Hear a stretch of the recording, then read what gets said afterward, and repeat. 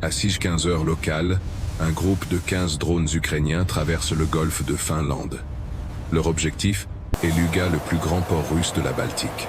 Une cible si lourdement défendue que les Russes la considéraient comme intouchable. Après un vol de 960 km durant la nuit, les moteurs sont à plein régime et les jauges de carburant approchent du niveau zéro. Tout semble normal jusqu'à ce qu'un patrouilleur russe émerge de la brume matinale. Le leader de la formation décroche brusquement sur la droite, alors que des tirs traçants fusent depuis le navire. Le patrouilleur russe les a repérés. Sa mitrailleuse de 14,5 mm effectue un tir de balayage sur leur trajectoire. Les projectiles passent entre deux drones assez près, pour que des pilotes auraient ressenti les ondes de choc. Mais ces engins n'ont pas de pilotes, seulement des opérateurs qui suivent des flux satellites depuis des bunkers près de Kiev. 3 missiles sont tirés depuis le patrouilleur. Des missiles Igla-S conçus pour les hélicoptères sont utilisés en dernier recours contre ces ombres dans la lumière de l'aube. Les drones se dispersent comme un vol des tourneaux. Certains prennent de l'altitude, d'autres plongent au ras des vagues. Un missile perd complètement son accrochage et finit sa course dans la Baltique. Un autre explose sans danger, entre deux cibles, sa fusée de proximité déclenchée par le vide. Le troisième atteint sa cible, transformant le drone de queue, un modèle Beaver, en une brève boule de feu qui se disperse sur l'eau. Les 14 survivants se regroupent et poursuivent leur route vers Luga, désormais à seulement 40 km. C'est à ce moment que la batterie Squatre 100 seconde active. Le radar Gravestone du Squatre 100 les suivait depuis plusieurs minutes, mais ne se révèle que maintenant, passant du mode recherche au mode ciblage. Ce ne sont pas des drones commerciaux. Il s'agit de U-26 Beaver, des armes conçues spécifiquement pour ce type de mission, capables de déjouer les systèmes de missiles solaires russes les plus avancés. L'opérateur radar russe allait comprendre pourquoi son coûteux système de défense aérienne était vulnérable face à ces drones à 35 000 $. Dès que les Beavers sont à portée, le Squatre 100 commence à les illuminer avec son énergie radar.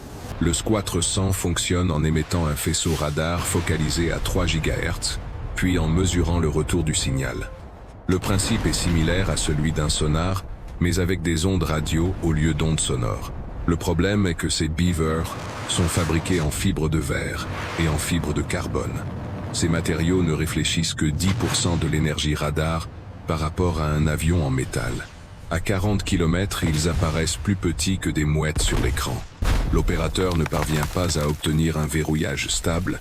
Il tente alors une autre approche, utiliser le propre autodirecteur du missile pour relayer des données de ciblage plus précises à la batterie. 2 missiles 4-8N6DM, d'une valeur de 2 millions de $, chacun jaillissent de leur lanceur. Ils sont conçus pour détruire des avions de chasse, valant des centaines de millions. Mais la physique va jouer en faveur des drones. Ils plongent immédiatement à 10 mètres au-dessus des vagues. Les missiles tentent de suivre piquant à 70 degrés, mais leurs ailerons de contrôle fonctionnent comme des ailes d'avion. Ils ont besoin d'un flux d'air pour manœuvrer. À cet angle si prononcé, les ailerons décrochent, envoyant les 2 missiles s'abîmer dans l'eau. L'équipage du Squatre 100 change de tactique et lance des missiles 9M, 96E2.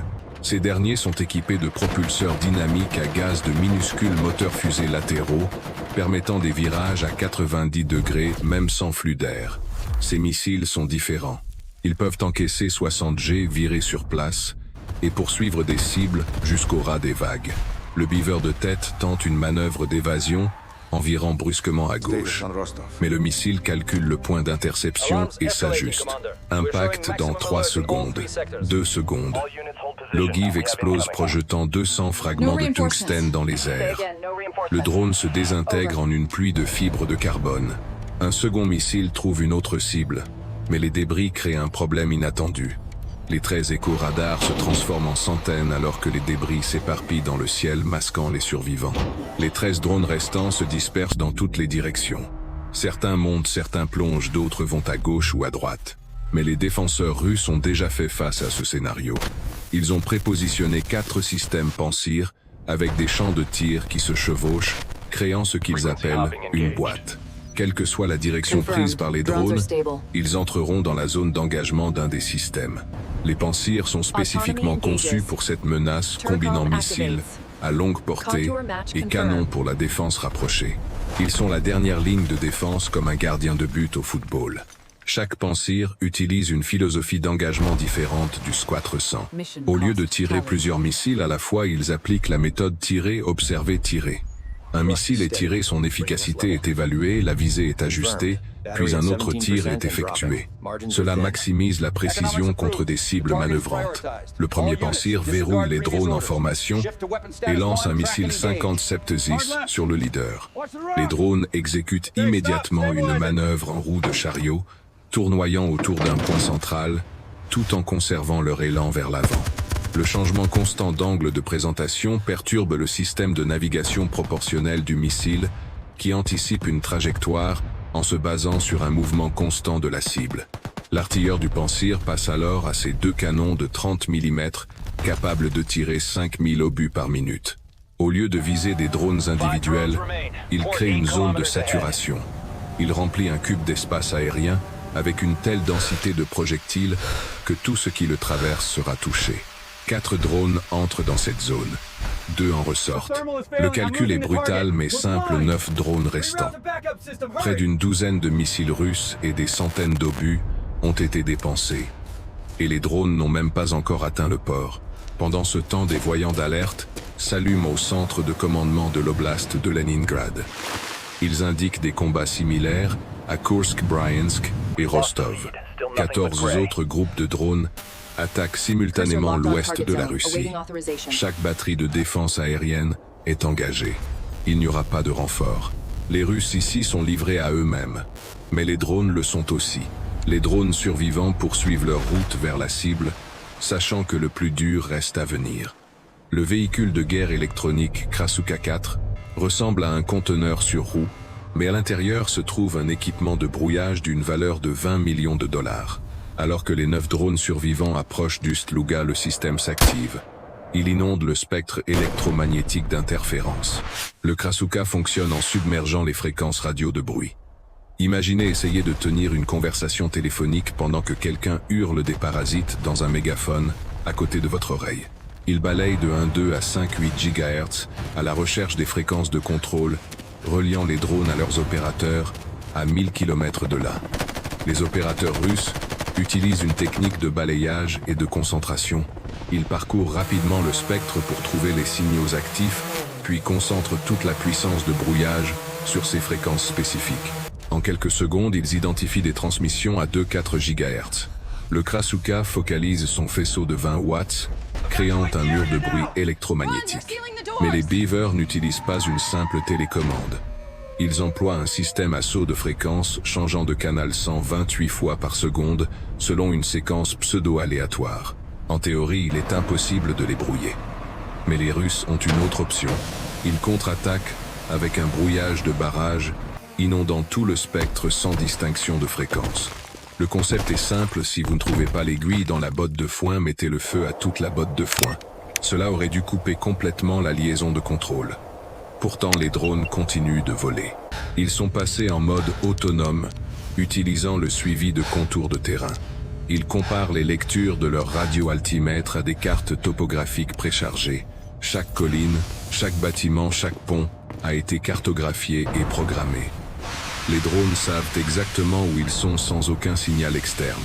Mais l'autonomie crée ses propres problèmes. 3 drones percutent une grue de chantier qui n'existait pas lorsque leurs cartes ont été programmées 6 mois plus tôt. La tour métallique apparaît soudainement dans le brouillard trop tard pour l'éviter. Les impacts sont instantanés. Fibre de carbone contre acier lissu est prévisible. 6 survivants continuent, mais leur batterie affiche 10 à 8% de charge restante. Les calculs deviennent critiques, assez d'énergie pour atteindre la cible, mais aucune réserve pour des manœuvres d'évasion. Ils n'ont plus qu'une seule chance.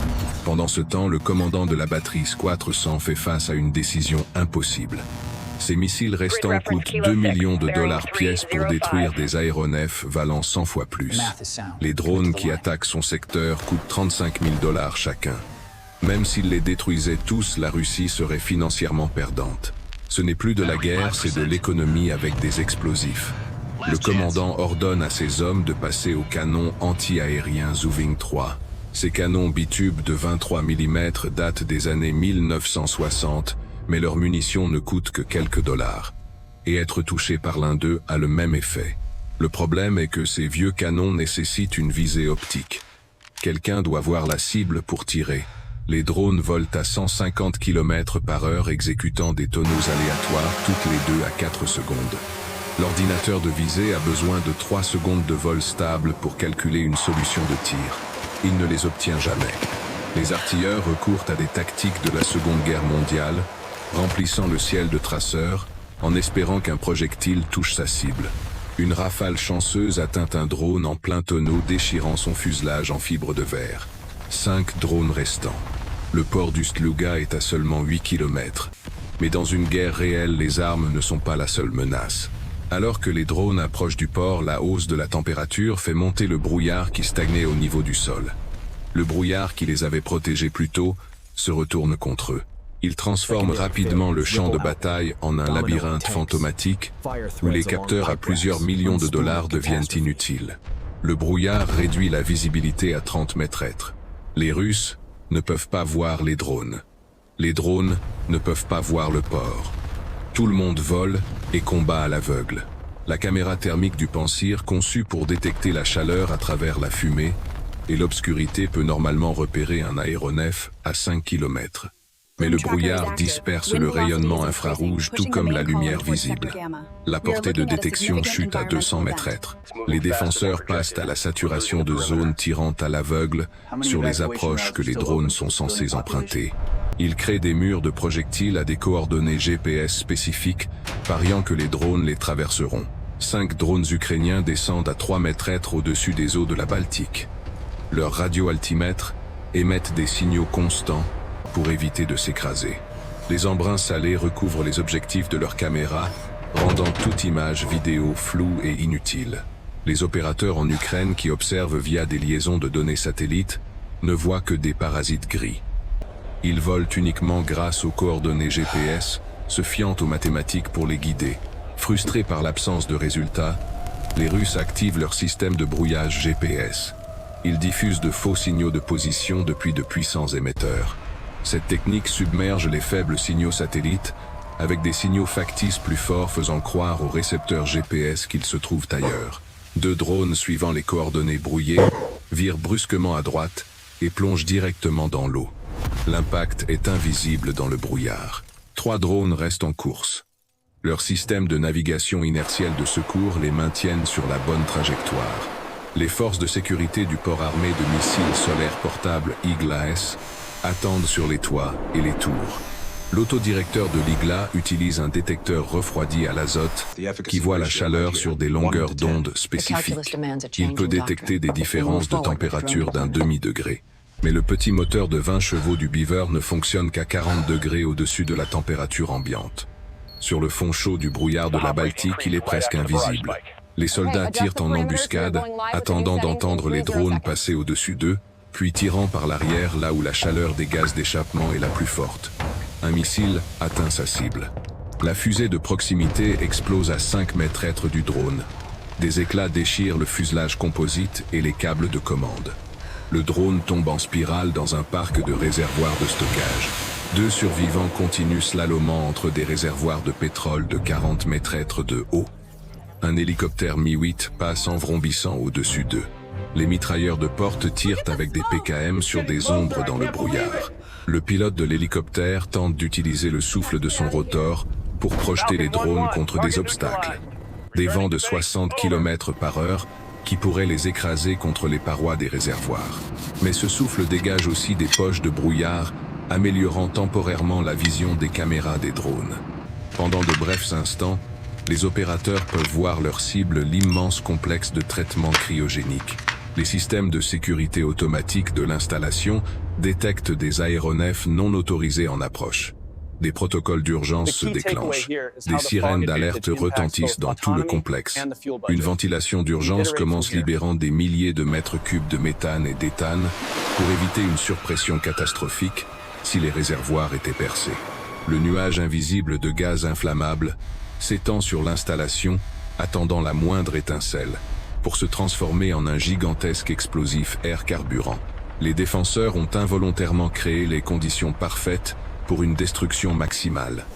Des camions équipés de canons à eau se précipitent vers les points d'interception. Leurs opérateurs tentent de faire tomber les drones avec des jets à haute pression. Un drone vole directement dans une colonne d'eau. La pression brise son hélice. Il s'écrase sur le béton, son ogive intacte mais inoffensive. Le dernier Beaver ajuste sa trajectoire. Sa caméra thermique se verrouille enfin sur la signature inimitable du processeur cryogénique. Moins 163 degrés Celsius. L'opérateur passe en contrôle manuel via une liaison satellite Iridium, acceptant le délai de 2 secondes qui rend le pilotage de précision presque impossible. Le drone a 12% de batterie restante, assez pour environ 90 secondes de vol. Il suit une trajectoire sinueuse à travers le labyrinthe de tuyaux et de tours. Chaque virage consomme une énergie précieuse. Les forces de sécurité tirent au son de son moteur. Des balles produisent des étincelles sur les infrastructures métalliques. Une gerbe de plomb brise la caméra, laissant l'opérateur piloter à l'aveugle, se fiant à la dernière position connue. 10 secondes avant l'impact. 5 secondes. Le niveau de la batterie atteint un seuil critique, les moteurs commencent à perdre de la puissance. Mais l'élan le portera sur la distance finale. Le dernier drone Beaver se fraye un chemin à travers le labyrinthe tridimensionnel du complexe. Son récepteur GPS civil, précis à 5 mètres être dans de bonnes conditions, affiche des erreurs de 30 mètres être dues aux interférences. L'opérateur en Ukraine, via une connexion satellite Iridium à 2 kilobits, ne voit que des données de base. Altitude 3 mètres être, vitesse 40 km/h, batterie 8%. Aucune vidéo, aucun radar, juste des chiffres mis à jour toutes les 2 secondes. Le délai de contrôle de 2 secondes rend toute précision impossible. Il doit piloter par anticipation, en imaginant où le drone sera, et non où il est. À travers les parasites, il entrevoit des images de la caméra défaillante. Une énorme tour cylindrique, des tuyaux isolés, des panneaux d'avertissement en cyrillique. C'est l'unité de fractionnement cryogénique, le cœur du complexe. Une équipe de sécurité utilise sa dernière défense, un autre camion canon à eau. L'opérateur suit le son du drone, anticipant sa trajectoire. Le jet d'eau frappe la queue du Beaver, le faisant tournoyer violemment. Le gyroscope du drone lutte pour le stabiliser. Les moteurs hurlent à pleine puissance, drainant les dernières réserves. Alerte batterie 5%. L'opérateur sait qu'il n'a qu'une seule chance. Il pique du nez, convertissant l'altitude en vitesse, plongeant vers la base de la cible. Le nuage invisible de méthane, d'éthane et de propane attend une étincelle. L'ogive de 20 kg du drone contient des charges à la thermite améliorée. Un mélange qui brûle à 2500 degrés Celsius. La thermite ne peut être éteinte ni par l'eau ni par la mousse. Une fois allumée, elle brûle jusqu'à épuisement de son combustible assez chaude pour faire fondre l'acier en quelques secondes. L'ogive est réglée pour une détonation à l'impact. 3 secondes avant l'impact. La batterie est complètement vide, les moteurs s'arrêtent net. La physique prend le relais. 40 kg de drone, se déplaçant à 15 mètres être par seconde, possède un élan considérable. Il plane les 50 derniers mètres dans un silence étrange. Le drone heurte la base de la colonne de fractionnement exactement là où l'opérateur avait visé. Pendant un instant, rien ne se passe. Puis la thermite s'enflamme. L'explosion initiale est faible, une simple lueur blanche et intense qui perce la paroi d'acier de la colonne en 2 secondes. Le métal surchauffé se vaporise dans le réservoir sous pression, vaporisant instantanément les hydrocarbures liquides. Le pic de pression provoque la rupture des tuyaux adjacents, libérant encore plus de gaz inflammable. Puis le nuage de gaz ventilé s'enflamme. L'explosion air carburant se propage à 3000 mètres être par seconde. Une onde de surpression écrase toutes les fenêtres dans un rayon d'1 kilomètre. La boule de feu s'élève à 200 mètres être dans le ciel d'un orange brillant contrastant avec le brouillard matinal. Mais ce n'est que le début. L'installation subit une explosion de type BLEV Boiling Liquid Expanding Vapor Explosion. Quand un gaz liquide sous pression se dépressurise soudainement, son volume est multiplié par 600, créant une force explosive dévastatrice. Chaque réservoir qui se rompt entraîne la défaillance des réservoirs voisins. Une cascade de destruction qui consume l'ensemble du complexe en quelques minutes. Le processeur cryogénique d'une valeur de 2 milliards de dollars s'effondre en un amas de métal tordu. L'incendie brûlera pendant 6 jours, visible par satellite depuis la frontière estonienne. Une colonne de fumée marquant la frappe la plus profonde de l'Ukraine à ce jour.